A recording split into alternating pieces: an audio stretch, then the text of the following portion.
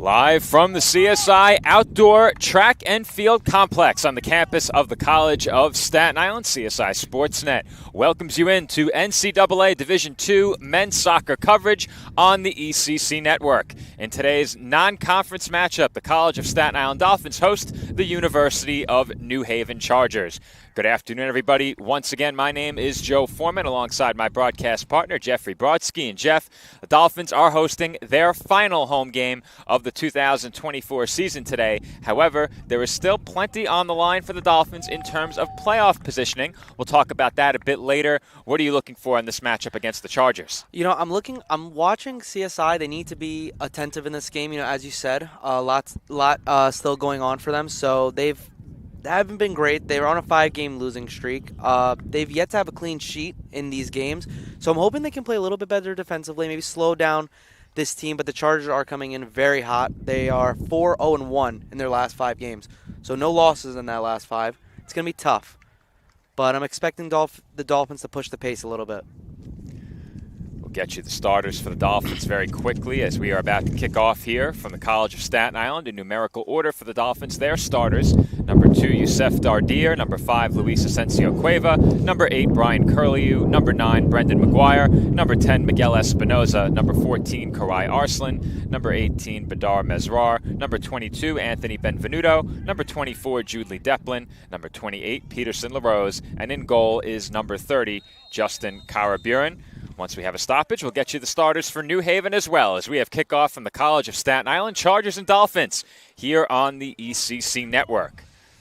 And Dolphins, it looks like they're presumably running something of a 4-4-2, so pretty standard stuff. There's just lots of advantages to it.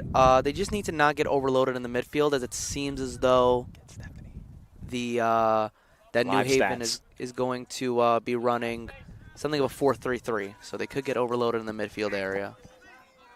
Good now.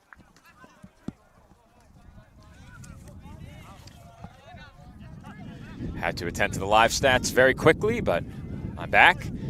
That's one, Jeff. We had the over-under for times on pulled-off headset at 1.5 in game 1. I'm already at 1. Hey, live odds might have 3 as 2.5 as an idea now. It's definitely on the table, though we do not condone betting here. I would never do such a thing. Me, myself, I would never. We're here for love of the game. Of course.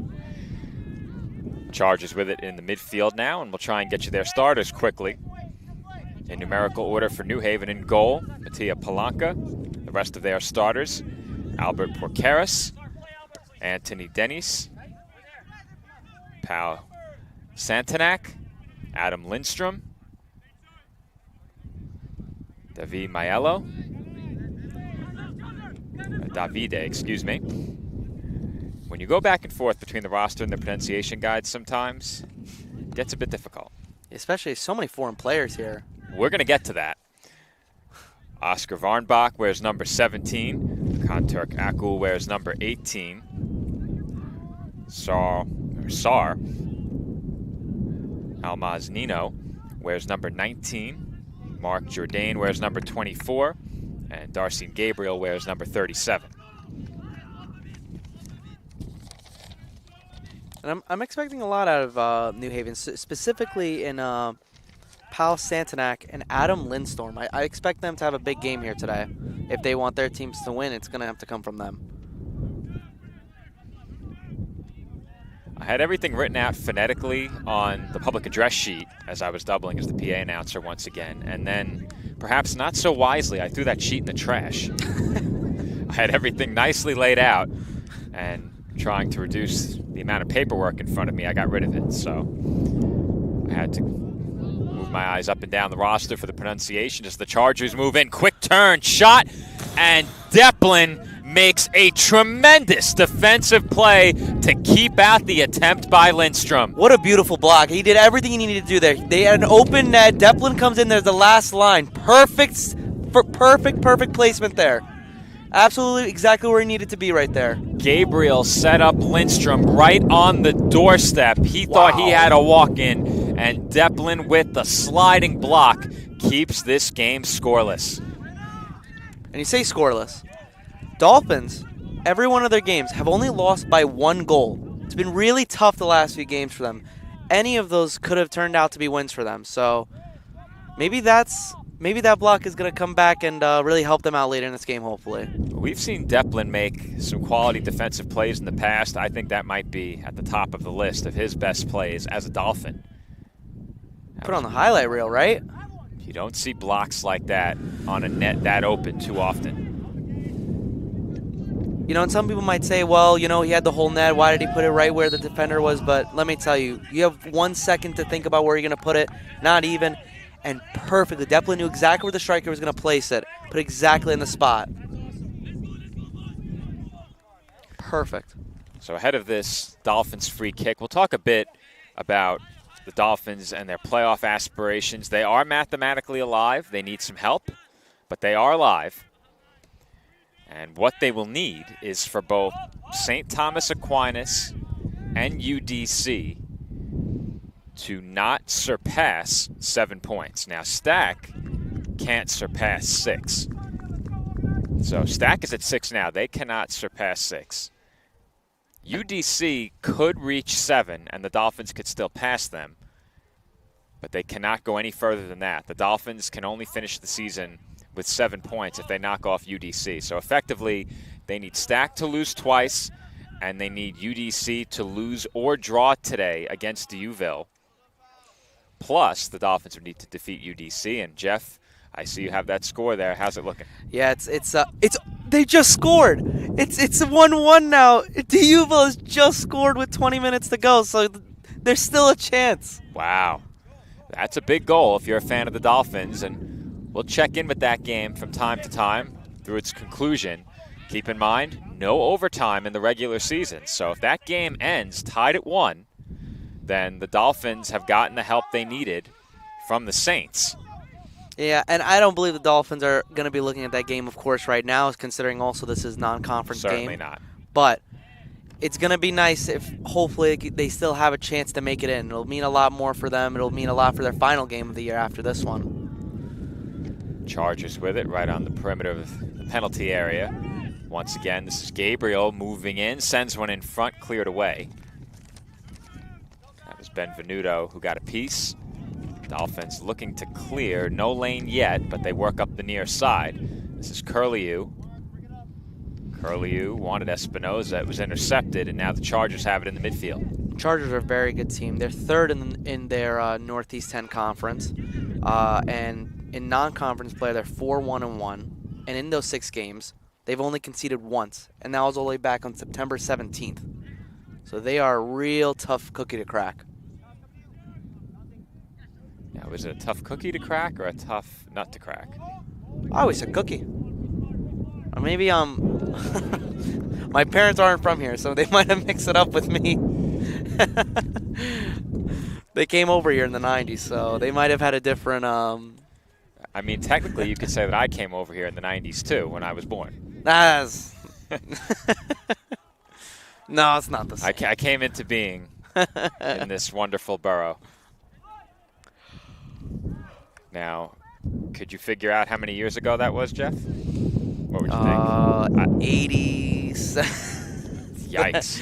30... 33? 34? I'm 31. My God. You've seen a lot. Yeah. You could put it that way, as Espinoza sends that high and wide. Honestly, I'm a youngin' now. I'm still young. Are you a 90s baby or no? 2003. 2000. Wow. I didn't want to. I know. I didn't want to make you too old. I have 10 years on my staff now. That's incredible. I remember when I started, and a lot of the staff had 10 years on me. And I don't think there were many that had 10 years or more on me when I started, because I got started pretty late. I started after graduation, so I was 25, almost 25. Mm-hmm. Yeah, no, 23. I didn't graduate that late. You had to let it be known on the record, right? I had to put it on the record. You know, I was a Dean's List student here. Really? They still have my diploma somewhere in one of these administrative buildings. Wow. Here comes Espinoza. And he's dispossessed, but McGuire is there, and now Arslan hopes to turn, finds LaRose. LaRose was looking for Curlew. Curlew continuing to battle, keeping himself low to the turf. And the Chargers will send it toward the sideline. It stays in, and now they clear it into the midfield. Wow, great defensive possession there from New Haven. As I said before, they're going to be tough. Cookie. Or not. It's a crack. They haven't conceded in such a long time. It's going to be really hard to break them down. I think something that surprises me now that I'm working in athletics that occurred during my time here as a student, it really is amazing how, and I guess this was during a different era, social media was gaining prominence for sure when I was in college, but not the way it has today. And athletics, back when I was a student, just seemed so disconnected from my day-to-day experience here at CSI. I had never attended a game until my final semester, and that was for the project which landed me this job. Wow. Yeah, I feel you're definitely right. I mean, sports is almost like hand in hand now. You know, it's just as big of it all as it is just going to the college. So it's definitely changed a lot over the years. That's for sure. Social media gave it, as it is, a platform. You know. Yeah, you're talking to a guy who would probably consider social media one of the great disservices done to the human race, but that's just me.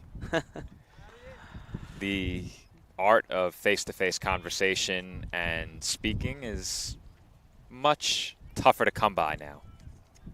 Yeah. At least in my experience. No, I mean, I could agree to that. I could attest to that. Social media is definitely, but it has its advantages. Looking for Arslan on that ball with the Dolphins, and it's played back to the keeper, Polanka. You know, it's funny because a lot of the time I get inquiries about people who would like to call games here on Sportsnet, and even though I'd say I get 3 to 5 of those every year, I would say the other 90% or more of inquiries that I get looking for jobs, the one thing they don't want to do is this. That, to me, just doesn't even make sense. This is the only thing I wanted to do. Right, so. When I got started, I didn't know this was an option. As soon as I found out this was an option, I was hooked. And I haven't done many different jobs since, as the Chargers are threatening again. And LaRose will clear it toward the sideline. He did keep it in, did Asensio Cueva. Got a foot on it. Now Curlew trying to work his way out of traffic. Curlew, small guy, but listen, he's using his body to keep the much taller and bigger defenders away from the ball. For a player of his size, I'm not sure there are many that I've seen who are stronger on the ball, and it's because it's so hard to dispossess him when he keeps himself so low to the turf and already has great dribbling skills. It's not easy to get that ball free from his foot. Yeah, I mean, you can point him out immediately. You know just where he is on the pitch for his stature, and yet he's just not letting any of these guys bullying him around for a moment even. We had in our last game, Curlew being fouled to the point where the official said another foul against him, and it would draw a card, and that's a testament to his skill set. Yeah, he's been really, really on this game so far through the first few minutes. Any more updates in the Duville UDC game? Can check 77 minutes, and it's still 1-1. But it is close. Duville, just based off the stats, really could win that game at this rate. Dolphins need just a draw, and now CSI is hoping to put a goal on the board here, but McGuire had a lot of traffic to work his way through and couldn't do it. Well, didn't speak on it yet, but New Haven CSI played last year. This time, the last time they played, it was a 1-0 win to New Haven. So hopefully, CSI is hoping for it to flip the other way around in their favor. So we'll see how it goes. It was close though, throughout. Well, men's soccer this year, as I'll elaborate once this attacking play concludes, Chargers now right on the edge of the 18, tried to play it into the box. It was knocked down. And Curlew sends it into the midfield where, once again, Chargers there waiting. That was Almaznino waiting for the ball, but now LaRose looks to head back the other way. He's being pressured from behind, gets it to McGuire. McGuire goes down, and play continues. I believe there was an advantage being played for the Dolphins there as Mesrar sends it up the sideline. Curlew now working toward the edge of the box. Now toward the center of the pitch. Mesrar gets into one, and it is easily saved. It's so much of that came from Curlew there. That was great coming up the pitch, great pass. Unfortunately, just couldn't get the right shot off. Well, to return to the point that I was about to make, the season got off to a very promising start for the Dolphins. They had the really poor effort in the conference opener against Mercy, but early on in the season, that was the outlier as this ball is sent up the pitch. Kyra Buren there waiting, but they had the good win at home against Damon, which at the time looked like a victory that might send this Dolphins team into a position where they didn't have to sweat it out late in the schedule in terms of conference playoffs. Unfortunately, they haven't won a conference game since. And that's put them in a position now where they are scoreboard watching during the final week of the season.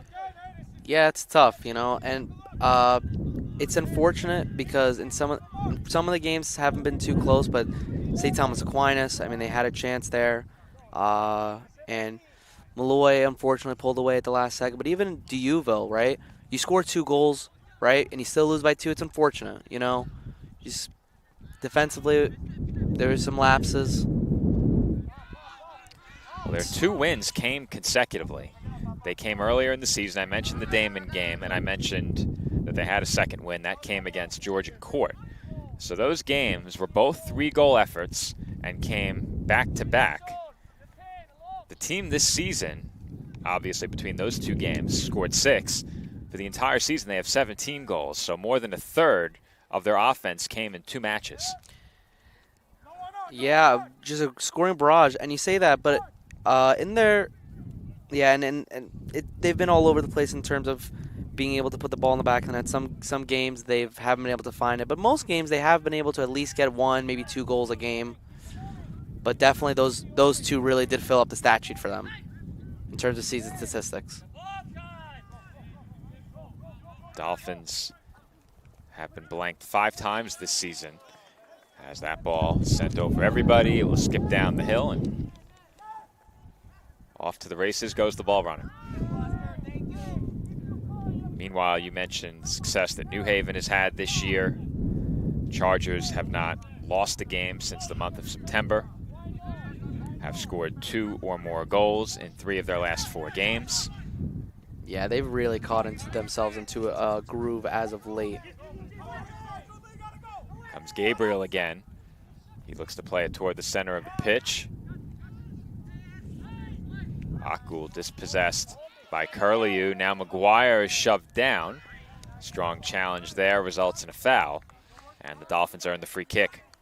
And you were saying before, yeah, the New Haven has been great. I mean, even their last loss, it was a 3-2 loss to number 2 ranked Franklin Pierce. So even in that game, they were never out of it. It was very competitive. They could easily have a continued win streak right now. So it's going to be tough. They're a really hard team to play against right now.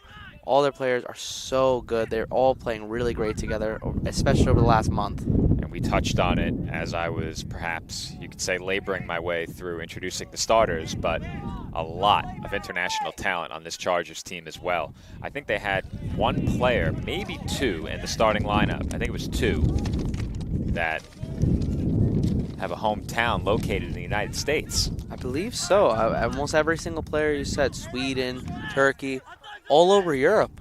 Yep. Which is a lot of graduate students as well. A lot of experience on this team. Seniors.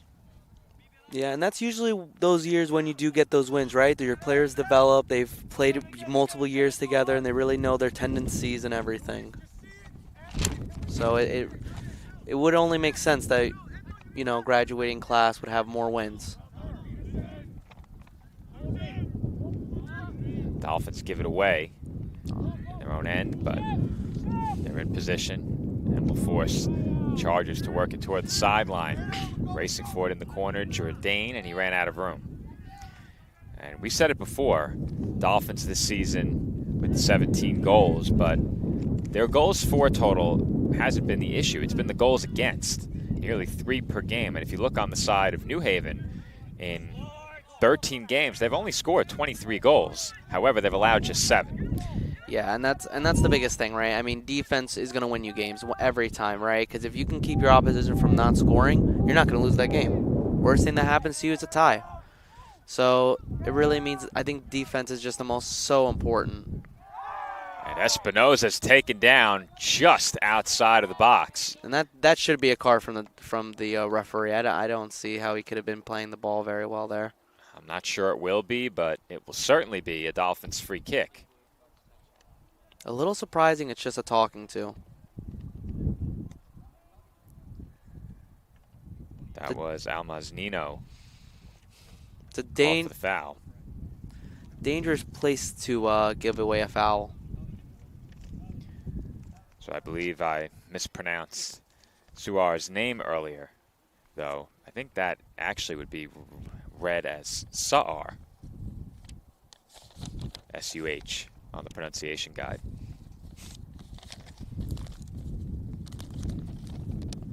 But he was whistled for the foul. Trying to find all these players. It's on there, I promise.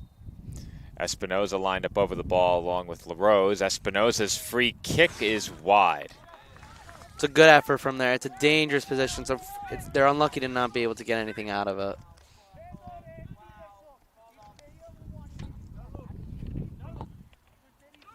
Also looking at stats for New Haven, nearly half of their shot attempts have been on goal. They've only allowed the 7 goals, have allowed 50 fewer shots than they've attempted, and of those 116 shots they've allowed, only 42 have been on target. So when they do allow shots, generally those shots are not on target. Yeah, and that's just defenders being able to put them off, right? That's them getting in the way, so even when they do get a shot off, it's not an easy and clean look. And that's just so important as a team. Dolphins with some nice passing here. Curlew looked to center it in front. He could not. And the Chargers now look to work up the near side. Benvenuto was the first Dolphin there. Now LaRose. Chargers kept it moving forward just a bit, but that pass is intercepted by Curlew. I mean, am I surprised Curlew's in there again to mess things up for the Chargers? Midfield maestro, Brian Curlew. And you notice he drifts in and out, right? He's playing on the left side. He comes back and starts coming into the middle. It's really great. This is exactly the kind of defensive plan they need to come in with. Chargers again working up the sideline, this time along the far side. Ball along the touchline as Maiello and LaRose came together. That shot blocked on the attempt by Varnbach. And this is great from CSI so far, right? They're getting in the way of the defenders here as they go back for the throw. They're getting in the way. They're not letting them have any clean shots here.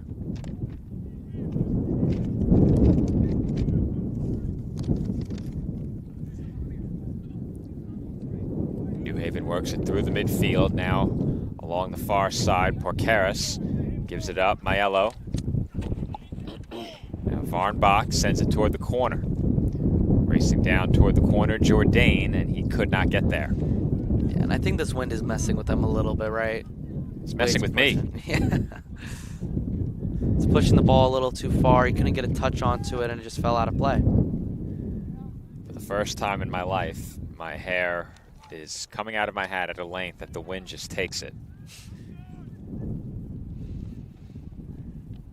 See, I've stopped with all that long. I can't do any long hair anymore. I just cut it all off. Here come the Chargers again, moving into the attacking third. Gabriel circles toward it in the corner along the touchline. That one sent in front and cleared out of the box by the Dolphins. And Varnbach tried the long shot into the wind, and on a day like today, you're not going to have much success doing that. Yeah, I wouldn't have such a problem with it if it wasn't so windy. I understand, right? You have a chance at it. You chanting your own name in your head, you're going to score something like that, but not with this wind. They're not going to let you have a chance with it. Ball with the Chargers once again. Off of that Dolphins goal kick, and the wind is blowing against New Haven in this first half. So in the second half, they will have the wind at their backs. Yeah, Dolphins need to take advantage of the fact that there's this wind against New Haven. That ball sent toward the back post, but it rolls along the touchline and stays in play. Wow, great speed there to get back to that thing. That ball rolled right along the touchline without going over for about, say, 10, 15 yards maybe. Yeah, gave him a little. CSI got a few extra yards on that. First substitution of the game. Gianluca Trastulli will check in. Another international player from Rome, Italy. Yeah, and we usually don't get so many of these international players here. Maybe some, and we have some on our women's team, and I believe not 100%. We don't have any on. The men have a couple. The men have a couple. They have Badar Mesrar from Morocco. Oh yes. They have Espinoza from Panama City. I think those are the only two that were in the starting lineup today. That might also be it for the entire roster. No, we have Billy Pavlu, who's not in the starting lineup, a regular starter from Australia. Right. Yeah, but the Dolphins have two in the starting lineup. Yeah, so we have a couple players ourselves, but New Haven's, I mean, they got, like you said before, I mean, most of their players aren't from the United States.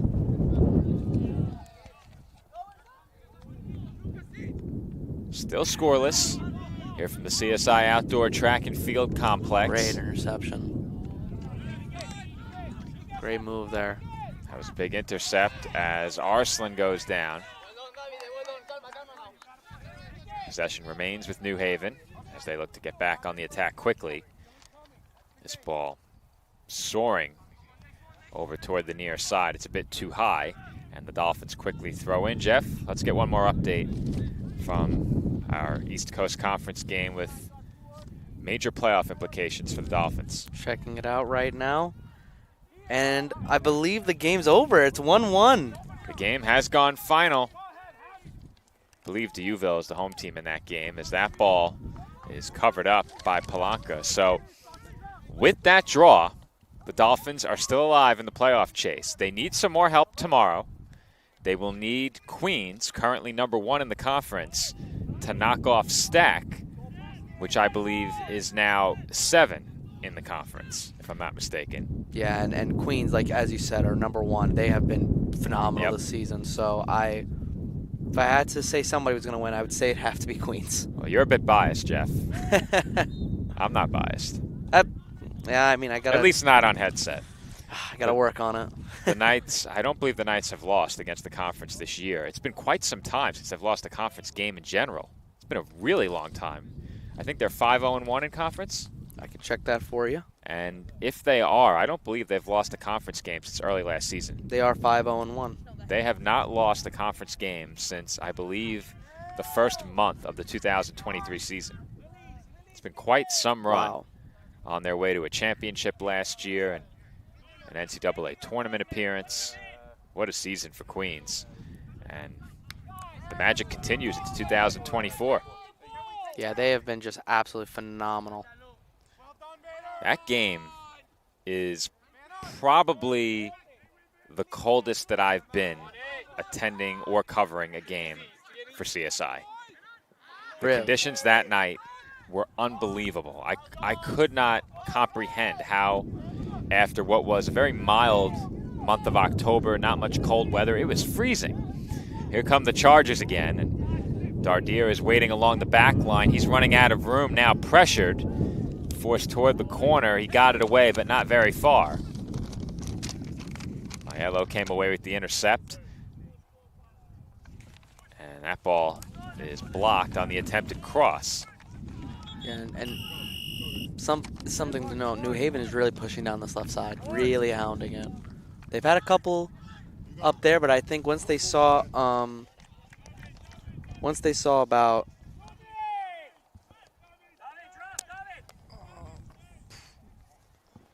corner. I'm trying to remember his name. While you think about it, we have a corner kick coming up.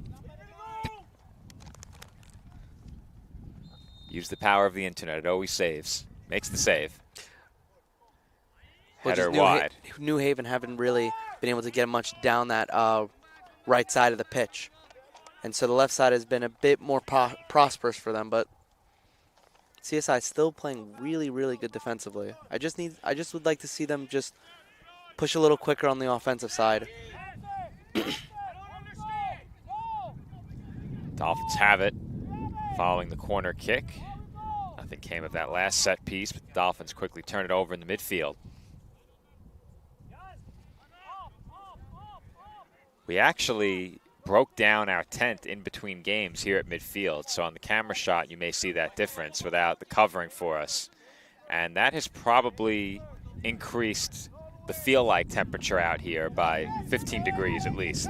Yeah, definitely. It felt very different under the tarp, under the tent. Speaking of that cold weather in Flushing last year, if the Dolphins were to make the playoffs, they have to get in as the 6th seed. They cannot finish any higher than 6.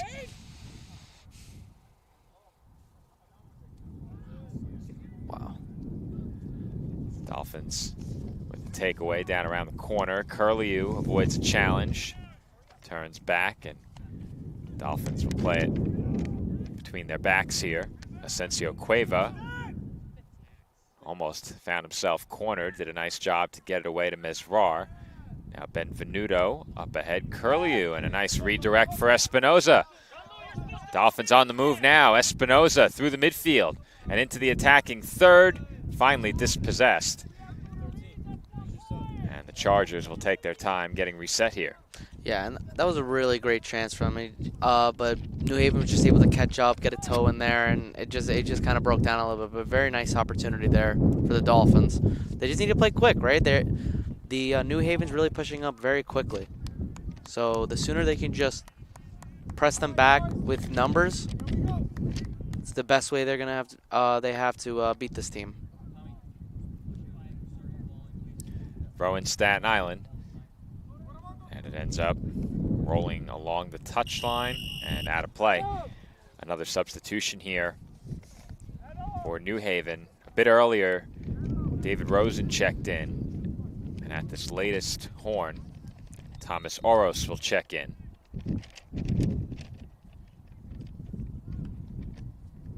And who did they have coming out?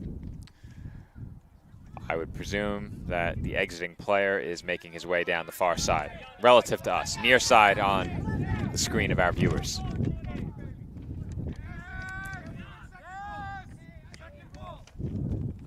Chargers with it again, threatening. They send one toward the corner, and the Dolphins are able to get a piece of it along the touchline. It stays with New Haven.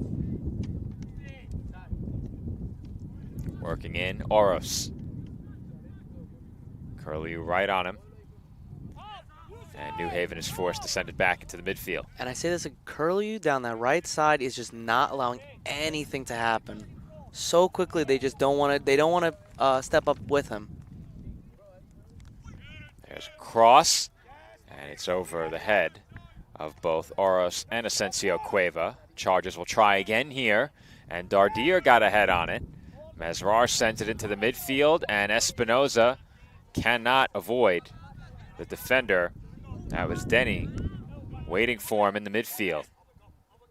Denny works forward now through heavy traffic, and he still got it. His shot on the way and saved.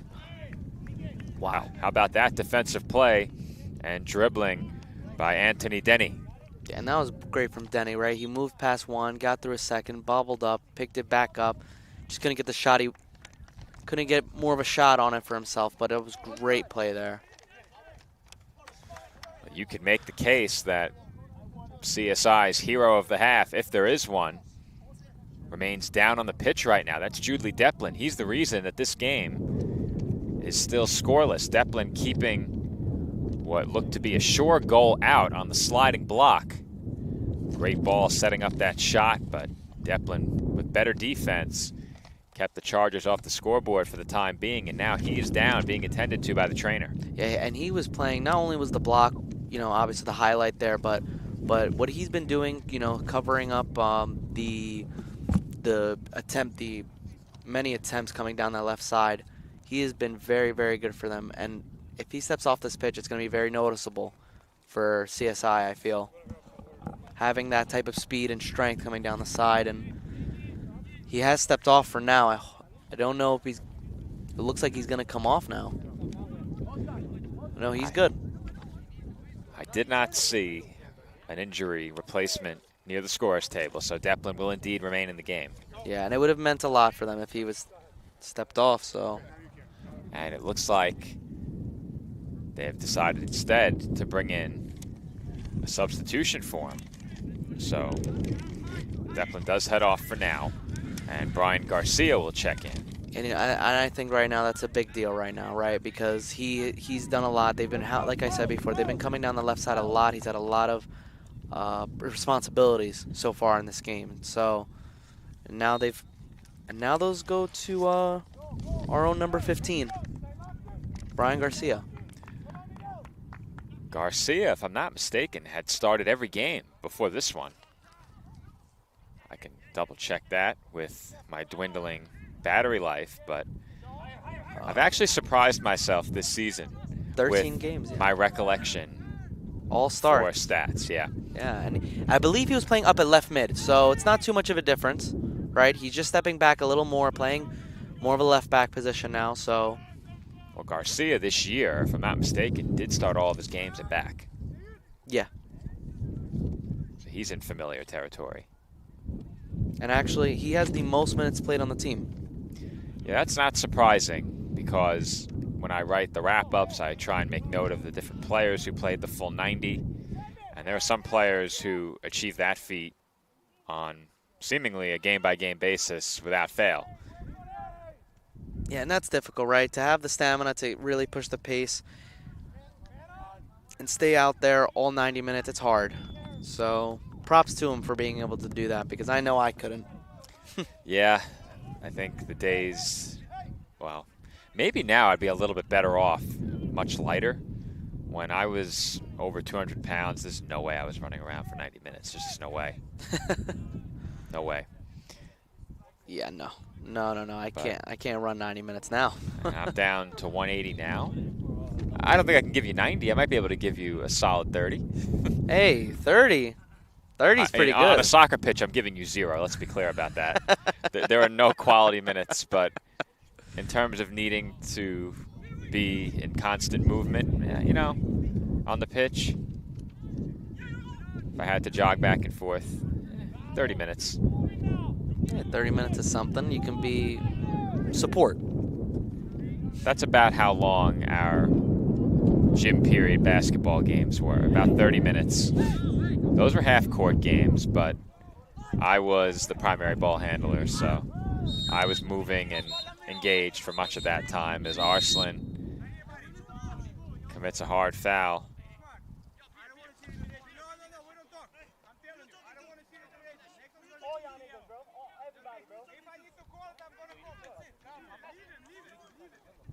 So the guilty party on the foul was Mattia Maiello, and he fouled Arslan hard. It's a bit of back and forth there. Yeah, there was, I think, a verbal exchange after the foul was committed. It did not draw a card, but well, that you were talking to. Yeah, and the defender doesn't want it. Defender's always going to feel like, I didn't foul, but sometimes the opposing team will will say, no, like, and they get defensive, of course, right? Of course. So it happens sometimes. But as you were saying before, you were the primary ball handler for those good 30 minutes? Yeah. Oh, Jeff gets his first touch.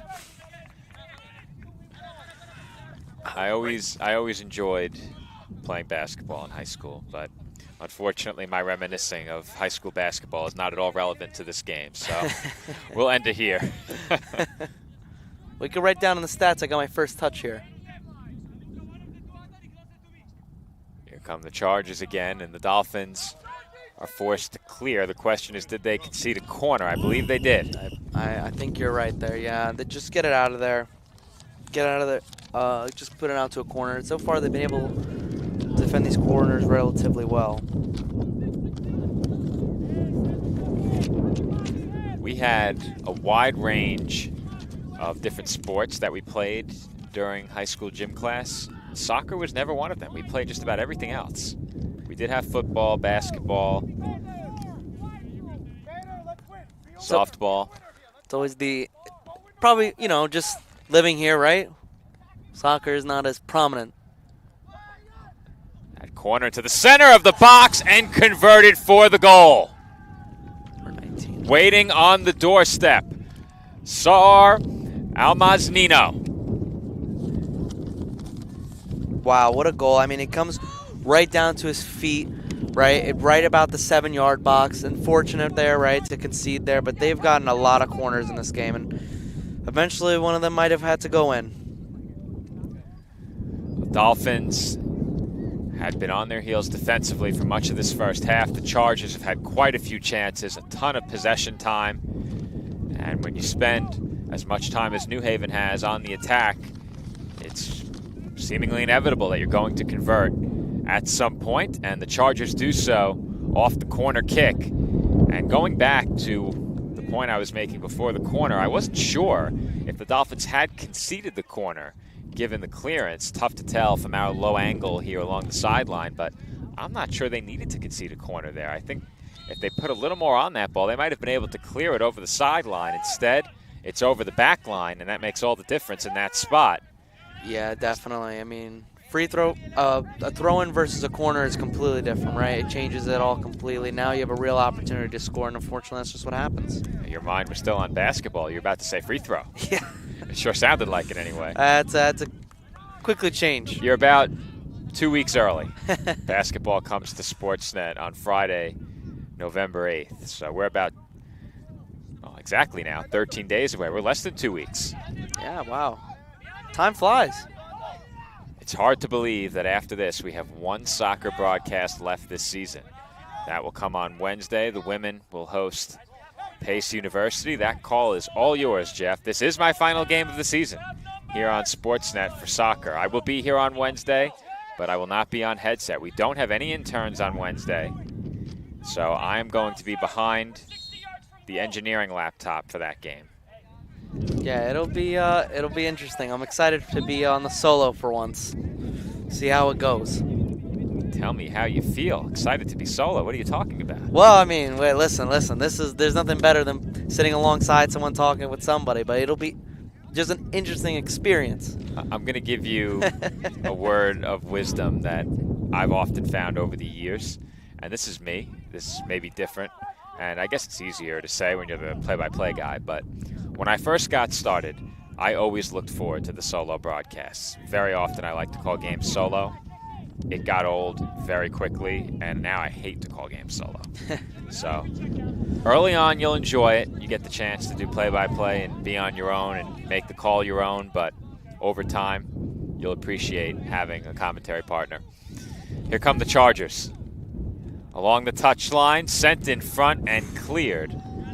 Benvenuto trying to energize his teammates a bit here. Moving in was Davide Maiello. He tried to send it in front, but this time the Dolphins were there waiting. That was good right there, right in the middle of it. Stuck his foot in there and just got that thing away, right? Nothing fancy, just get it out. Just as New Haven does there. We've seen throughout this game the Chargers gain that step along the back line, working toward the center of the pitch, and then send an attacker right down the middle in the midst of many Dolphins, and obviously that's where the goal occurred, on the corner. Yeah, it's just, playing a 4-4-2 as CSI is, right? You become a little, in the back line, it comes a little difficult, right? You can get overloaded very quickly, right? Because when a team like New Haven is playing a 4-3-3, they have their three attackers come up and start closing off those passing lanes. They put a lot of pressure very fast. So Dolphins just need to just get it out of there and play down the wings. Mesrar for Arslan. Arslan looked to send one on goal, and it was blocked on the way in. May have to get a time check here. 5 minutes. I knew we were close, just not how close. Mental clock's still working good. We have quite the knack for that, but when you've been doing this now for over 9 years, you develop that instinct. It's hard to believe it's been that long. Hey, man. Another season, right? I mean, time to really, it goes quick. I mean, even for me, I already can't believe my first game was 2 weeks ago. I question if it's a bit longer when my broadcast partner thinks I was born in the 80s. Here come the Chargers again. LaRose battling, and he was fouled. He was fouled by Jans Alarcon. Dolphins chose to take it quickly, try to make something happen now. Here comes Curlew up the near side. Strong touch toward the corner. And the Chargers do concede the corner kick, so Curlew does a nice job to win the Dolphins this corner kick. And CSI is just looking for a quality chance here. We haven't seen many in this first half. I think officially they have 2 shots. Yeah, I believe you're right, and I mean, so much given to Curlew. He has done so much for them so far. Corner kick on its way, center of the box, and punched into the air by Palanca. Mesrar lost his footing. I think he wanted to shoot it. He was willing to take the foul there as the Dolphins will try and recover. Here come the Chargers. Oh, man, it's going to be tough here. Shot blocked. Asensio Cueva gets down and knocks that shot attempt away from danger. Another attempt coming here, and that is just wide as Kara Buren got his hands on it. And great defensive possession there, right? They got on the New Haven got very quick on the counterattack. It was a 3-on-3, and that could be a recipe for disaster there. But they were able to keep hold, wait for the defenders to get back, and got a block. So officially, Jeff, the Dolphins have 4 shots. Didn't realize it was that many. Wow. They're only being outshot by 1. Really? It is 5-4 on shots, 2-1 on corners. Shots on goal favor New Haven 2-1. I mean, New Haven has had quite a lot where the last pass is the one that gets taken away, right? So they've just been able to get into that final third a little more than CSI has been able to. But CSI has been able to cut it out right when they need to. Ball rolling up the near side, moving in toward the corner. Maiello, he crosses it in the air. It lands on the foot of Karai Arslan, but he can't keep it. And Taro Miyawaki took it from him. Wow. He wanted the handball, did not get that call. And Kara Buren sent it into the midfield. And Brian Garcia, really good recovery there, right? Comes in, gets and slides right in, picks up that ball again to get it out of the danger. Ball in the corner once again, and we've seen the Dolphins get pinned down in that corner more than once. Done a good job to escape it on multiple occasions, and they did so briefly here. Yeah, definitely. Really just very calm on the ball. I really like seeing how they're not getting too nervous with it in these situations, right? Playing very loose. Curlew up toward McGuire and too strong. We're under a minute to play in this first half.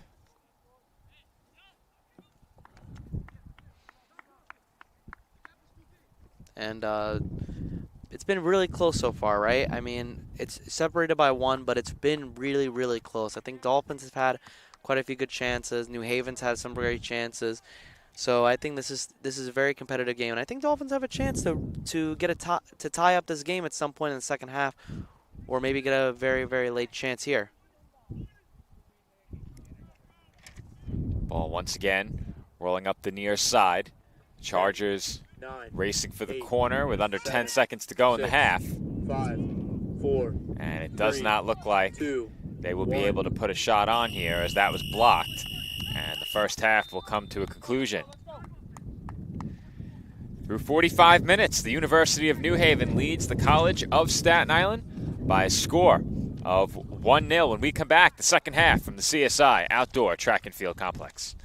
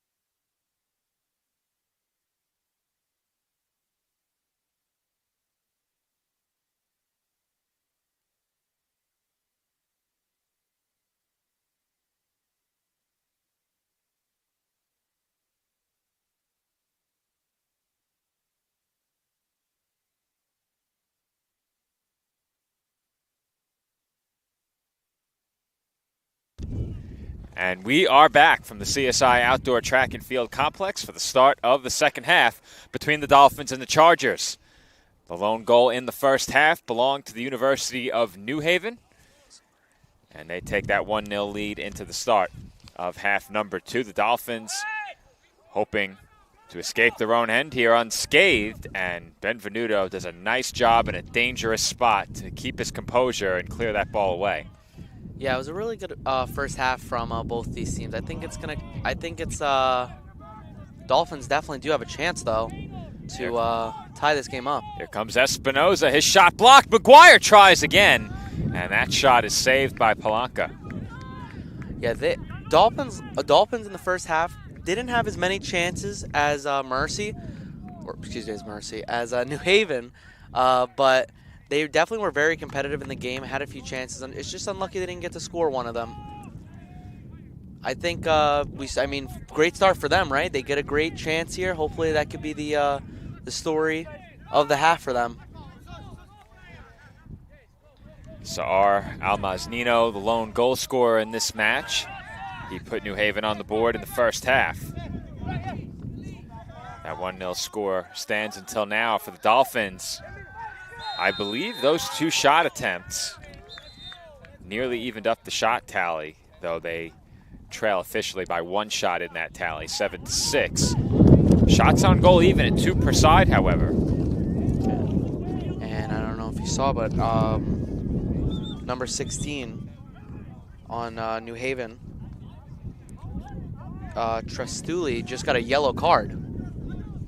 Well, we saw during the first half that the official was letting players know that if that sort of contact continued, there would be yellow cards issued.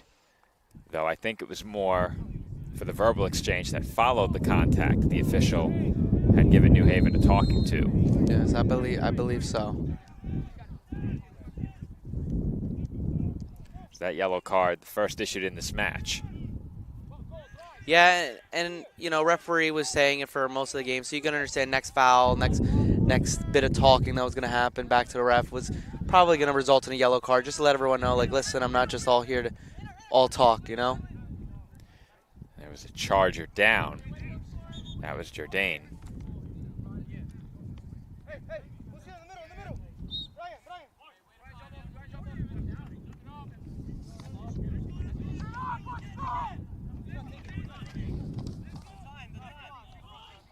It's going to be a throw-in here for New Haven.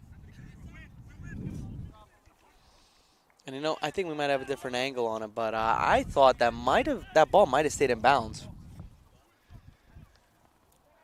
I think the better angle on that one may have been the far angle, unless our camera got fully turned facing the play. Either way, it occurred long enough ago where the replay is probably out of our reach. That one headed by LaRose and back over the sideline. LaRose has been a big part of this game, right? We've said his name countless times already. He's been a part of a lot of disruption for the New Haven offense. Another long throw headed by Curlew.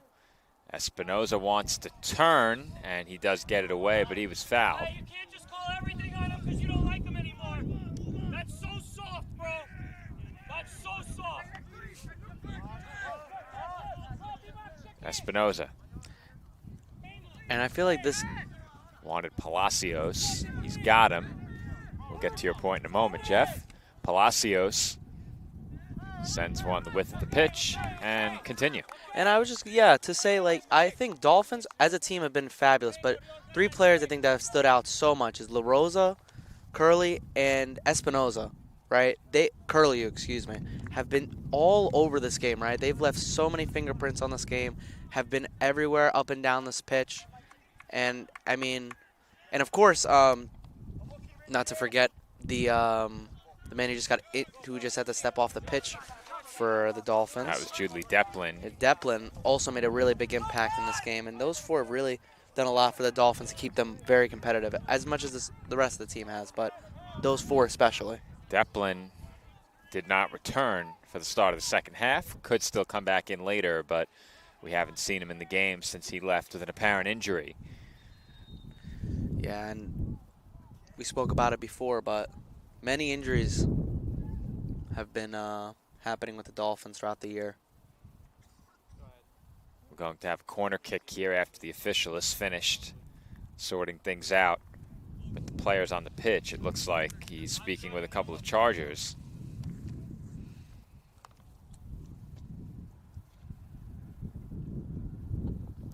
I know. Conversation ongoing, and we're ready for the corner. It's on its way toward the back post. A sliding attempt on a clearance, and the Dolphins were fortunate to escape unscathed, and the Chargers nearly made it so that they could not. Wow. I mean, so many opportunities there for the Chargers and couldn't take advantage of one of them. But Dolphins, pay credit to them. They are really hanging on in this game. They're not getting nervous at all whenever this ball gets really close to becoming a goal. You know, they've done fabulous throughout. Well, that corner was sent toward the back post. I did not see a Charger in position to finish on that corner. However, LaRose, on a sliding attempt, got a foot on it and sent it straight across the goal mouth. And that opened the door for the Chargers. Finally, the ball found the foot of Lindstrom, and his shot traveled just high. It was close. Yeah, it got real close. I thought the Dolphins had escaped, and then Lindstrom's shot made me question that for a couple of seconds. It was a quality attempt that traveled just a bit high. Now the Dolphins hoping for a chance of their own, but they lose it. That ball sent up the pitch by Denny. That's And now Lindstrom on the move, but Benvenuto will clear it and allow his teammates a chance to get back defensively. Yeah, great defensive play. Just get it out of there. You know, Lindstrom had numbers. You don't want to play against him one-on-one. Oscar Varnbach back into the game. We await a Chargers throw in here, and we've seen more than once already in these last couple of minutes that long throw. Dolphins are certainly aware of it, and look where the Chargers are lined up here. It is another long throw, and it is headed wide of goal and over everything. Yeah, and Chargers are using throw-ins as if they're set pieces, right? They're getting set up inside the box, getting ready to possibly score directly from them, you know? So it's pretty good Dolphins, you know, just understanding, like, we need to play like it's a corner, basically.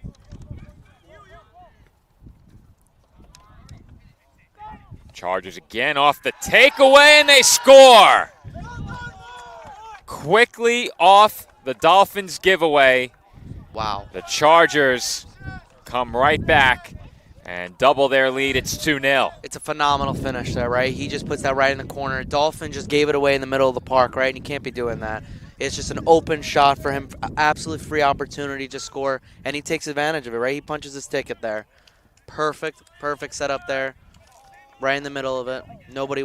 There was not a Dolphins player within 5 yards of him there. Scored by number 12, David Maiello. Davide Maiello with the goal. Maiello's been very involved in this game, so he deserves that goal. Was a part of quite a few chances in the first half. Might have been the shot that was blocked, if I'm not mistaken, from Deadly. Trying to think back. We probably have to go to a replay on that, but either way, he's been involved, and Dolphins just can't afford to give the ball away in that spot. Yeah. Obviously, escaping your own end against this team is much easier said than done, and we've seen many times already the Dolphins with the ball on the foot of one of their backs in the penalty area, multiple royal blue jerseys surrounding them, and sometimes those turn into giveaways, and what you do in those spots often dictates whether or not you win or lose a game. Yeah, and New Haven has played so aggressive, right, all game. They've been really pushing the pace. They want to get Dolphins uncomfortable, right? They're trying to put as many bodies in front of them as they can. So it is really hard. That ball bounces just wide. Yep. Opportunity there. Squandered. As we've mentioned more than once already, for the Dolphins, this is their final home game. It is also their final non-conference tune-up, if you can call it that. Obviously, these games won't have any bearing on the Dolphins in terms of playoffs, but obviously I think this team wants to win this game. There's no question about it, and you'd like to carry some momentum into that game against UDC next week.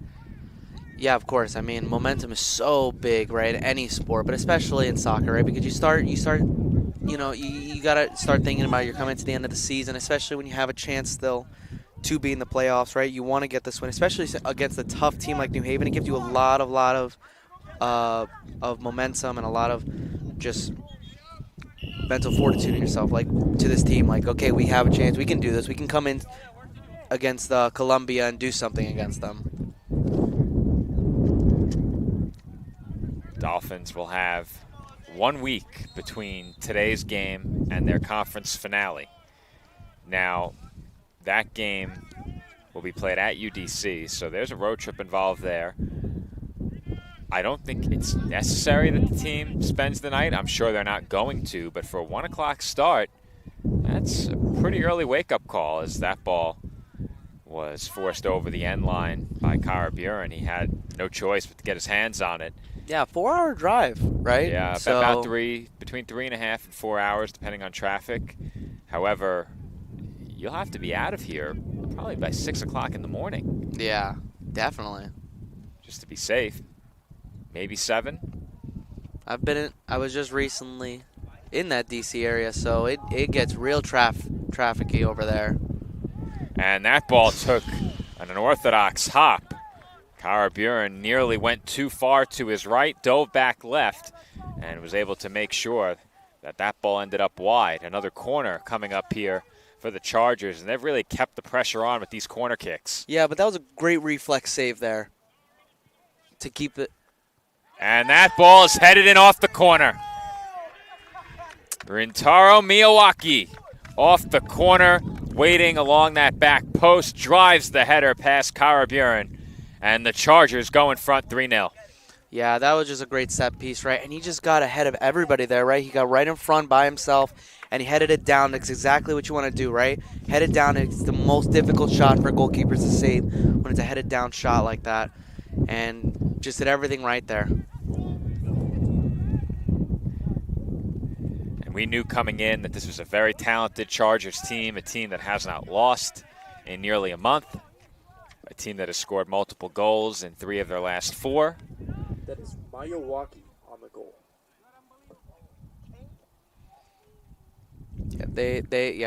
Yeah, as you said before, they've been really great in their last few games, so they've been able to keep that momentum here today. But Dolphins obviously are not going to be one to give up at any time, so they're going to keep playing competitive like it's still 0-0.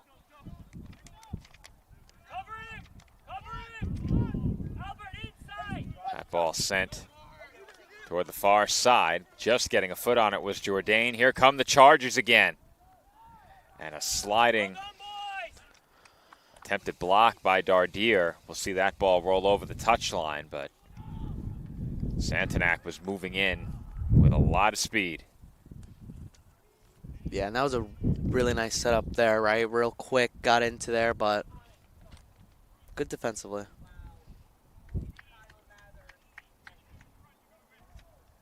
Another corner on its way. This one blasted over everyone. Yeah, wind might have played a factor in that. I believe it's blowing their way. It sure is.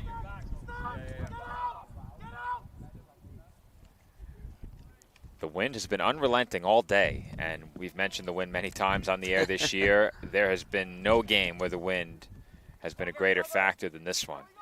Of course, you can lump the women's game in there as well. For both the men and women, the wind playing a major role. Yeah, women's game, I mean, might have been bigger than this one, right? I mean, toss-up, I'd say. I think in the women's game, we probably felt like the wind was a bigger factor because we were shaded and very cold. Maybe so, yeah. My bias is coming again.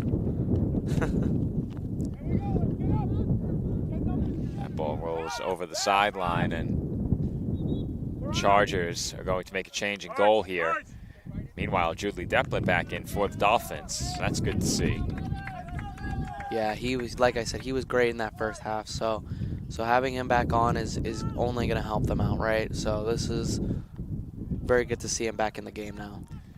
On the side of the Chargers, Kyle Mather into the game at goalkeeper. The question is, for how many minutes is he being called upon? I'm trying to get a look at the clock, and Edward will give us a time check. 32 minutes left, so 32 minutes. that's what he gets. And you don't see really too many goalkeeper changes. I've been summoned to the stats desk. So, Jeff, it's all yours. And as you heard Joe there say, I am now the lead commentator as Mercy, keep saying Mercy, as New Haven comes down this side. Chargers trying to make something happen. Cross comes in, and a bit of a scuffle there, but everything's all right. And now Dolphins look to move, play quick.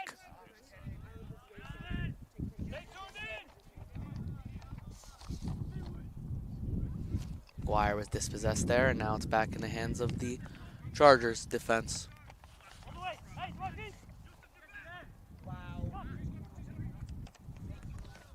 Now the Swede coming down the right side flank. Moving, looking for something, but great defensively from the Dolphins. Cueva just coming in and getting that out of there. And it's a corner again for the Chargers. Chargers have had a lot of corners in this game. This might just be their 4th or 5th corner, all on the same side. Here, I believe it is the near side for everyone watching at home. Takes it over everybody, but Dolphins do pick it up and get it out of the way, and it goes out for a throw-in for the Chargers.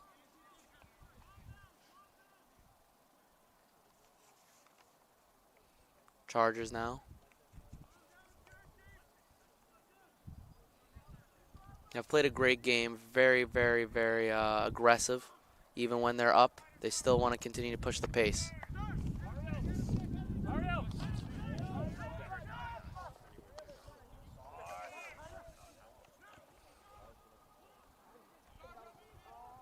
And Chargers looking to make something happen. It comes back to the Swede. And it just clanks off of 2 CSI defenders and back again for a corner. Same side again. So this is, this is where they practice their set pieces now, right? 6-7 now in this game. Chargers. Lindstorm bringing it in. Drops down to a Chargers player. They're looking to do something with it. Bring it back out to this outside. Lindstorm falls right back to CSI. And their number 24. Judley Deplin. And I believe they just called for a foul, as some subs are getting made for CSI. Number 21, Ailey Dawson. Oh, excuse me, they did not make the sub in time. Now Dolphins trying to spread it out. Great pass out from their keeper to Dardier.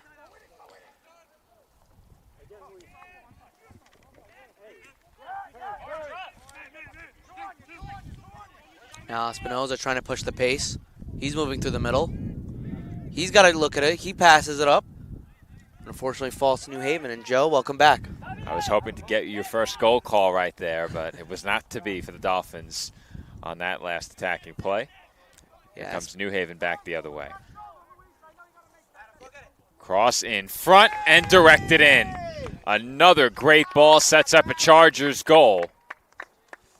Yeah, and that's fall down to Lindstrom. Lindstrom, just great easy pass inside to him.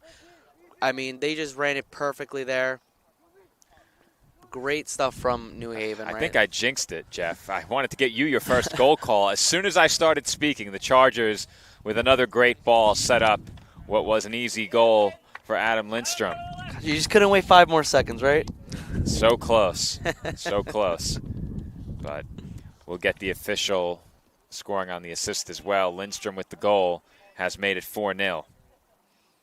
And Lindstrom, I believe, is their Adam top. Lindstrom on the goal. And I believe Lindstrom is their top goal scorer. He is their second leading goal scorer, but this does tie him now with 5 goals in the season in his 12 games played. Obviously, as we have another potential scoring chance here for the Chargers, but obviously the Dolphins were in a position at the end of the first half where they were very much in this game. You know, there are things they would have liked to have cleaned up, but they had to feel pretty good considering where they were at halftime, down just 1 goal. It could have been worse, but in terms of the shot tally, that was close, and the Dolphins were very much alive in this game. Things have gone in completely the opposite direction here in the second half, rather than improving upon what was an overall fine effort in the first half, not their best of the season, but certainly an effort good enough to keep them in the game. They were obviously hoping for much better as they give it away again, and Kara Bjorn made the initial stop, but not the second. Now, did they I believe count that goal? I think they might be calling a foul. You know, I'm not sure what the call was, and Kara Bjorn looked a bit shaken up. I didn't see anything that would have indicated to me that that goal was being waved off. I do not believe they counted it. So, I believe what may have happened is our keeper fell, and he got and fouled him as he was trying to get to hand on the ball. Maybe. But as you said, I believe that was Lindstrom again, making a bid for another goal. yeah. Look at that dribbling by Espinoza. Wow. He wanted Palacios, couldn't connect with him, but it was a nice set of moves there as Ellie Dawson in the game finds Espinoza, but he could not turn. LaRose comes and meets the ball, shoots with the left foot and scores! Wow. Peterson LaRose with a left-footed strike has put the Dolphins on the board. Wow, what a strike there. Wow, outside the box, he gets a touch on it and really just nicely curls it by the keeper. Great, great stuff there. So after it appeared that the Chargers had scored, instead, the Dolphins come the other way and get on the board for the first time today. It's 4-1. And listen, they were knocking on the door in the first half, so it's good to see them finally get that goal that they deserve. That's And- Peterson LaRose on the goal for the And Dolphins. LaRosa, who's been all over this game, he definitely deserves to have a goal there. LaRose and Espinoza this season, along with Brendan McGuire, have been Dolphins' 3 most consistent goal scorers, or at least point scorers. I think for LaRose, if I'm not mistaken, that's goal 3, maybe goal 2. It's 2 or 3 for him. But I believe he has 2 assists as well. I can check that for you. The easiest way to sort it's in numerical order. LaRose, yeah, 3 goal. This is his 4th goal now and 4th an goal. assist. Yeah, 4th goal in the season now. So he has been great. This puts him still. It was in 3rd. He's still gonna stay in 3rd now in the CSI. And you have Espinoza and McGuire. Yep. Espinoza has 1 extra assist on McGuire. I'm a walking encyclopedia of statistical information. As the Dolphins look to connect on another through ball there, Espinoza wanted Palacios. Palacios looks to cross. Curlew comes to meet it. Curlew now gives it up. And making an appearance here at home. And that should be Perhaps. and And they do get the call. yeah, and that was a clear penalty, right? I mean, that was a great move by 26 by Juan Herrera. Great little spin. I believe that is a McGeady spin he just put on him. Really good move there. And they're not, but it's. But he's So it's- initially I thought they had called the foul when Herrera was in the penalty area. Did they? I think they did. I believe did. it should be a penalty, but Perhaps not. Our angle is pretty poor. We Yeah. can't see the lines that well, so it's very possible that the Yeah. foul occurred sooner and they played an advantage. I think that's what happened. Probably so. I believe. I mean, Herrera, great move there to make a chance there. I was about to say, this may be the first time Herrera's gotten in since early in the season when I've been on the calls. Espinoza's cross was not a bad effort. Wow. I mean, Curlew, you're just not tall enough. great position. And right, Curly, right? He's doing everything, but he just can't get a little taller out there. Curlew came soaring in, looking to connect with the header. That was a really great set piece there. Really good cross inside. Unfortunately, they couldn't take advantage of that one, though.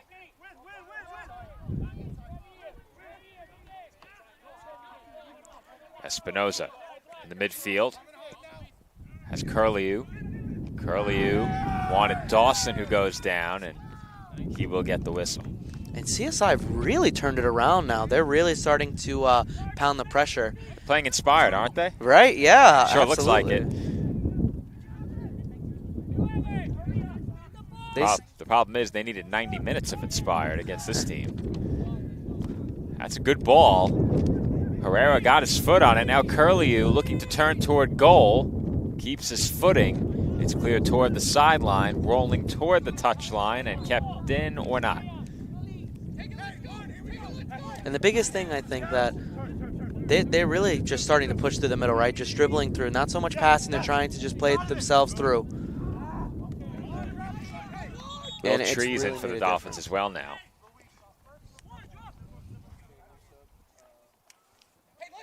I apologize, Jeff, if you already made the call on these substitutions while I was at the stats desk. That's all right. I mean, for anybody who Did you? forgot.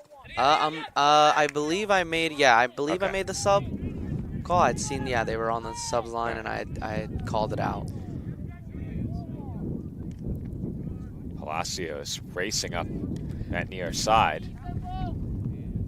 And I think biggest difference, right, that why New Haven, I think, pushed up a lot more was the fact that Lindstrom actually was playing on the reverse side. He was actually, now he was back on the left side, but before he was playing on this right side. It made it a big difference for him. Espinoza got the call. And now again, like Espinoza, they're giving it to him. They're making things happen. They, now New Haven is fouling a lot more, giving them chances now. Trees for Asensio Cueva. Now Curlew. Curlew into the corner for Palacios. Palacios knocks it down, surveys, and gives his attackers some time to get into position. Now Espinoza gets taken down. Dolphins bench wanted it. They will not get that call. And, it's questionable. Both sides are saying yes, both sides are saying no, right? I mean, so it's... It is interesting to be down here between the benches, and you really get a very good sense of both teams' reactions to every call, every no call, Yeah. and everything that occurs down on the pitch. You don't get that up in the press box. Yeah, and that's something nice to, to be really right a part of it, hearing exactly what's going on, and we can inform the people back at home, right? It's certainly a different perspective. I think I have a better eye for the game when I call it from higher up. Yeah. But when the weather's nice, I'd prefer to be down here, I think. It's the setup that gets me. If I'm not setting up, well, that's a different story.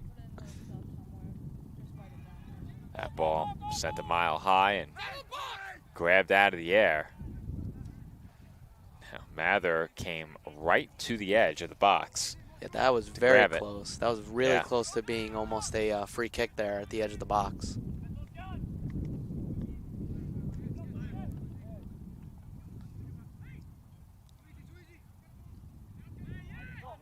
Denny gave it up. Now played toward the sideline, and Rosen could not keep it in. Yeah, and that was...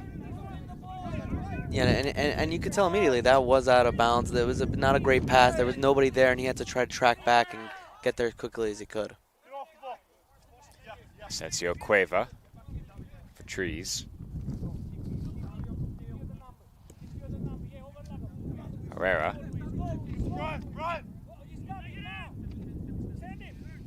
Curlew. Great little turn there from Curlew. He has it right back from Asensio Cueva. Now Trees. Center of the pitch, Herrera. And now Dardier.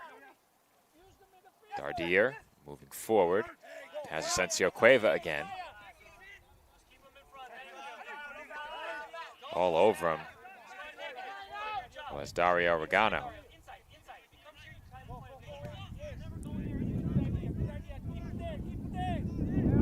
And Espinoza commits the foul. No question about that one. Yeah. You know, kind of shoved a little bit in the backside, right? Wants to stay with shoulder to shoulder. You could tell. We could tell from here. But great stuff from CSI. New Haven's done well defensively, but CSI been able to keep the ball and push it more, which is something that I feel like for the first 20 minutes or so of this half, they weren't able to do. Right after that goal was waved off on the foul call in the box, after Carol Byrne went down, Dolphins came back energized. They scored right away and generated another chance shortly thereafter. Yeah, absolutely. I mean, it's like it's just completely changed their outlook in the game. That being said,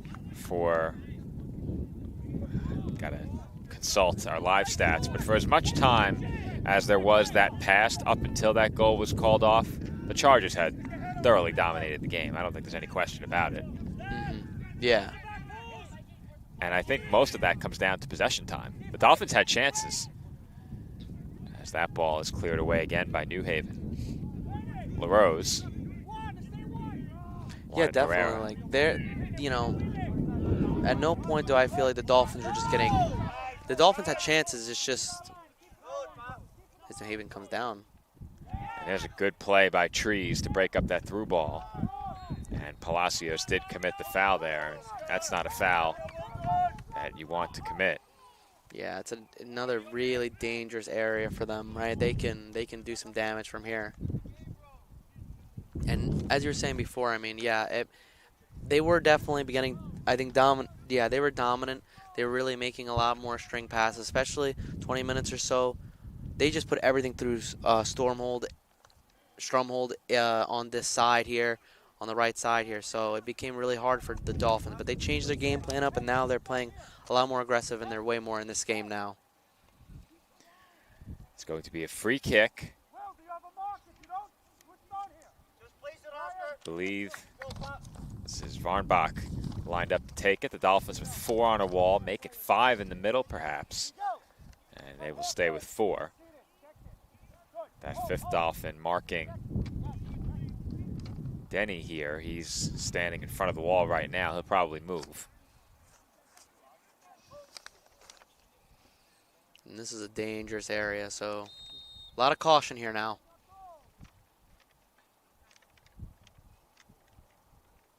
Free kick on its way. It was blocked on the way in and sent over the far side by a Dolphin, or perhaps by a Charger. I thought it was by a Charger, but I had initially believed the official pointed in the direction of New Haven, but they get it right. Dolphins do win the throw and will look to move the other way quickly. It is difficult from our angle over here. Well, considering we can't see that corner at all, it's very difficult. Yeah. And any closer up we sit, we're with the team, right? We can't sit any closer. Yeah. But we don't want to sit in a spot where substitutions would obstruct us. So you can see us on camera, far side, directly next to the scorers table between the benches. We're waving over to the camera now.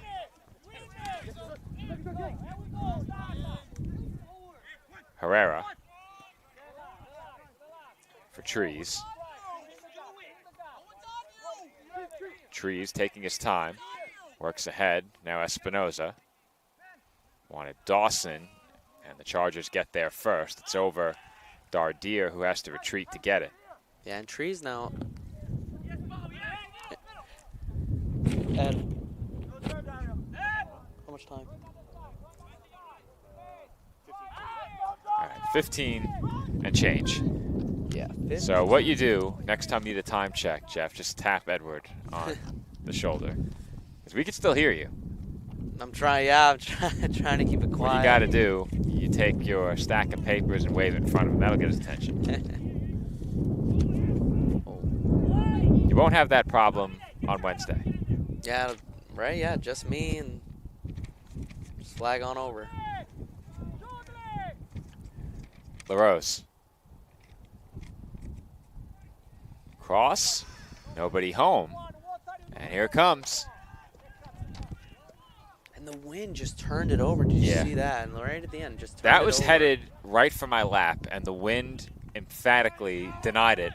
And the ball not only did not come to rest in front of me, it stayed in play. Wow.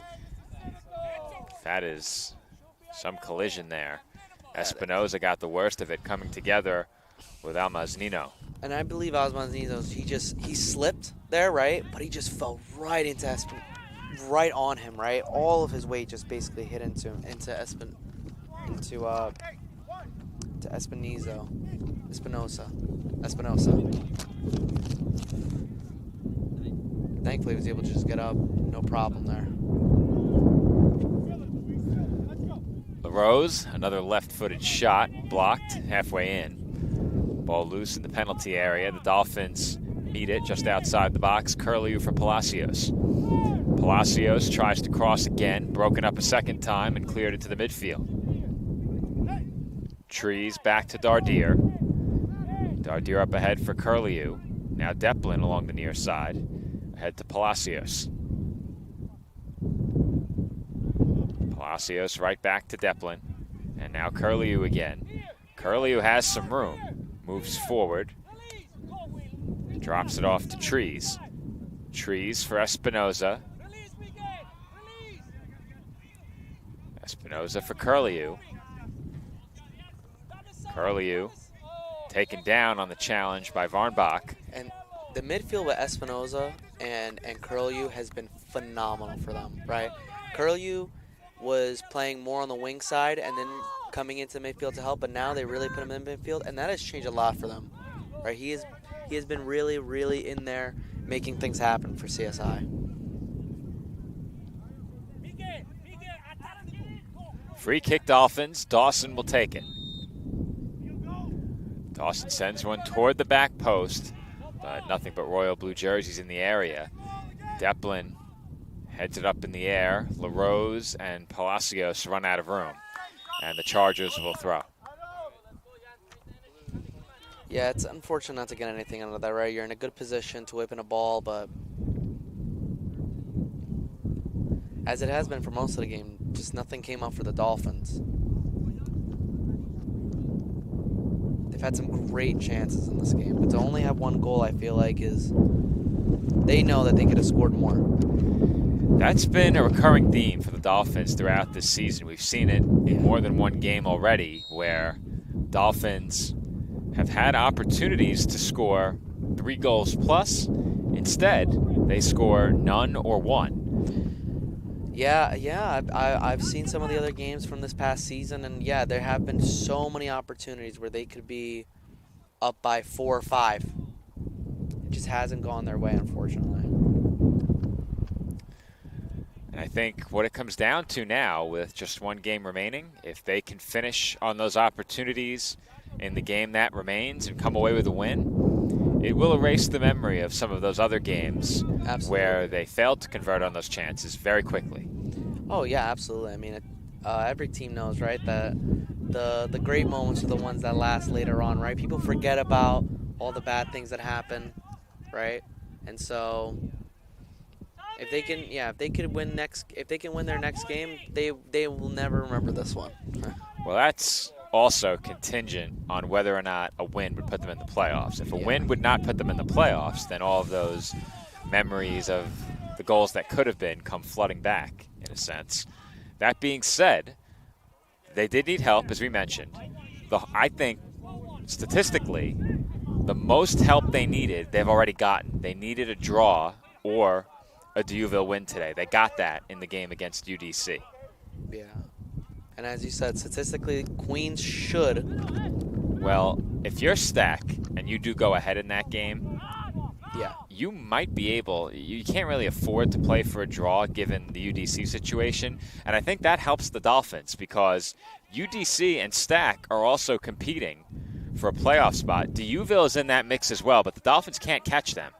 Deauville could still miss the playoffs. Yeah, I think when everyone has to fight to not lose, but to win, it's always going to help every other team. Yes, exactly. And Deauville is in the driver's seat. If I recall, they have 9 points. If I recall, with the draw today, they should have 9 points. Right now, Stack has 6. They play tomorrow, and UDC has 7. Am I right? 9 for Deauville, 7 for UDC, 6 for Stack? 9 for Deauville.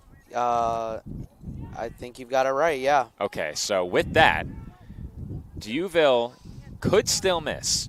They could still miss. It is probably unlikely, but definitely could happen. It definitely could happen. Hey, we've seen crazier things, right? For Deauville to miss, UDC would have to beat CSI, and the Dolphins would be out. If UDC does not beat CSI, then Deauville is in the playoffs. Yeah, so there's still everything to play for coming down to the final day. But as I said, the hardest part of the equation for the Dolphins in terms of needing help was ensuring that UDC did not win today, and they did not win.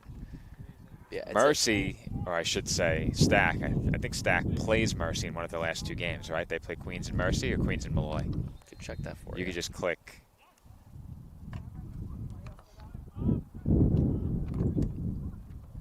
This is Mercy is playing. They play Stack in the final game. So Stack is playing the 2 best teams in the conference in their last 2 games. The Dolphins cannot afford for them to come away with a point.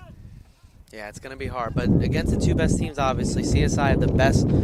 That's the best case scenario right there. Yep. So. If you had to pick 2 opponents, outside of yourself, of course, if you had to pick 2 opponents other than yourself, those are the 2 you pick. So Absolutely. It certainly is possible. The Dolphins will have their eye on that game tomorrow between Queens and St. Thomas Aquinas. You don't see many Sunday games. Yeah, no. At least not here at CSI we don't. Yeah, we really don't. So it's going to be interesting to see how they end the season out there. Maybe once a year we get a Sunday game here at the soccer complex. But during basketball, we get 2 Sunday dates per year. One on the weekend where the Dolphins face the Buffalo teams, Deauville and Damon.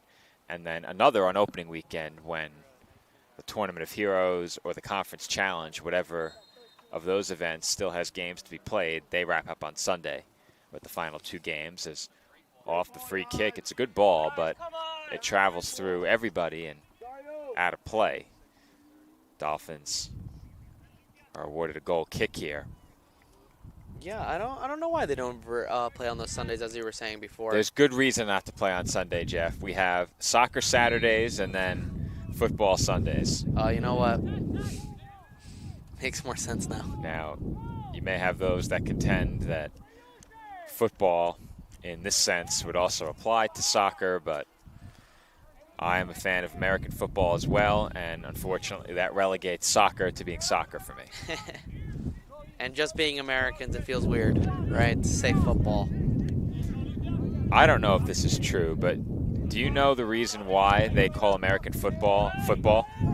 No, actually. So what I was told, as the clock is stopped and a yellow card is going to be issued here, but the reason they call American football football is because the ball is a foot long. That's what I recently heard. I never realized that the ball was a foot long. And now Jeff's going to try and Google it. Really? It makes sense, because what other reason would you have? Yeah, because You do kick in football, but not not like you do in soccer. It doesn't really make that much sense.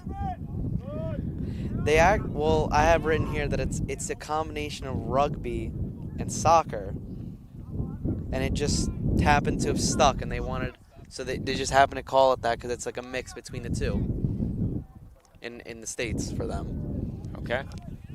But I like the idea of that one. That's why I had to preface with I'm not sure if this is true. That one sounds better. That one sounds more fun. Chargers making some more substitutions momentarily. There have been quite a few during the last 20 minutes or so for both teams. Too many to follow on and off the pitch as the two teams begin to clear their benches in a 3-goal game. Yeah, they just want to, keep everybody fresh, get some guys who don't get enough minutes to really get an opportunity. Always. Palacios there with a very abrupt stop. Yeah, almost started doing the splits. Managed to keep his footing.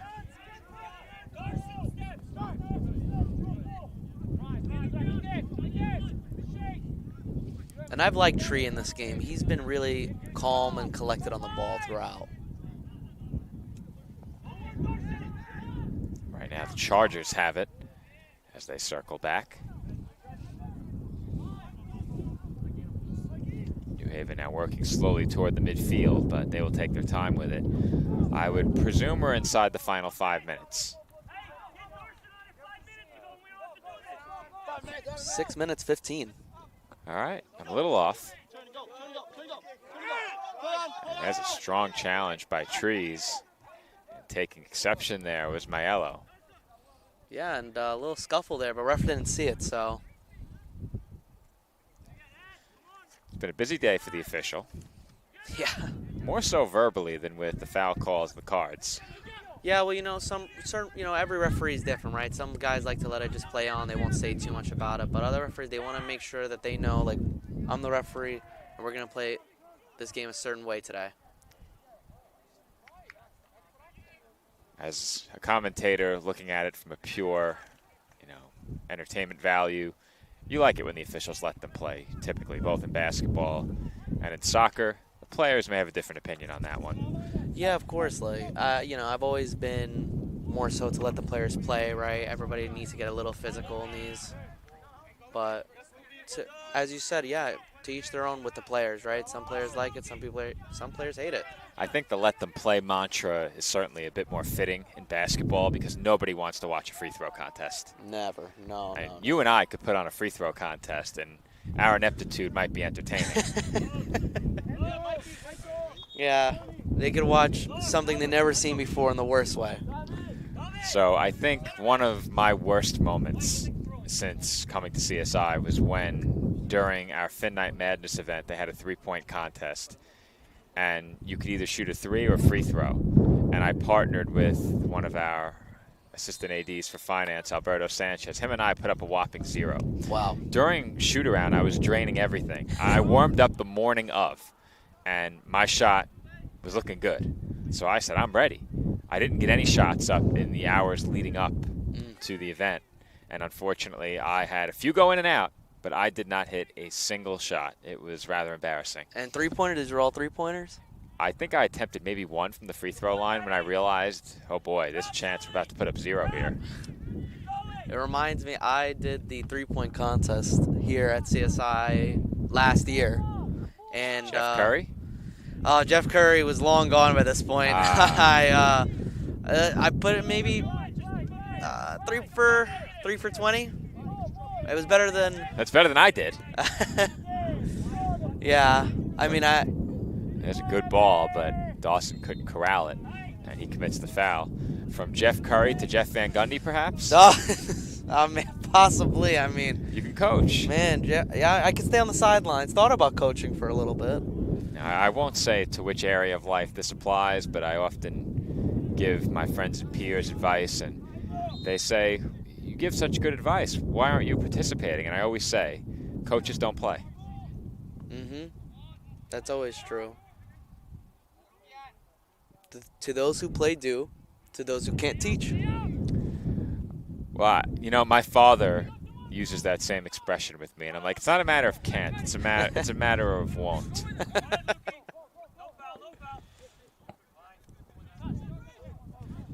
Well, I know I can't.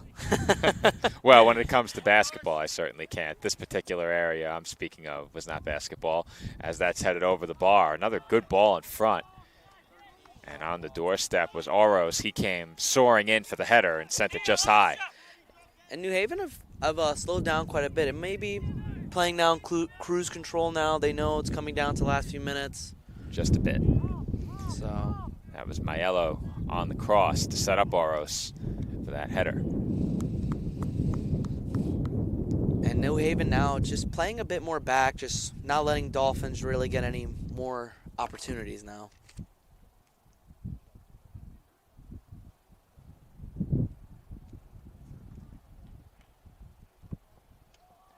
Throw-in travels into the midfield.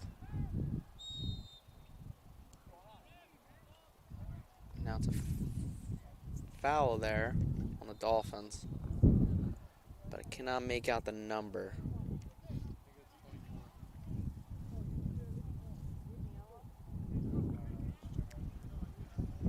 Either way, it results in a free kick for New Haven along the midfield stripe as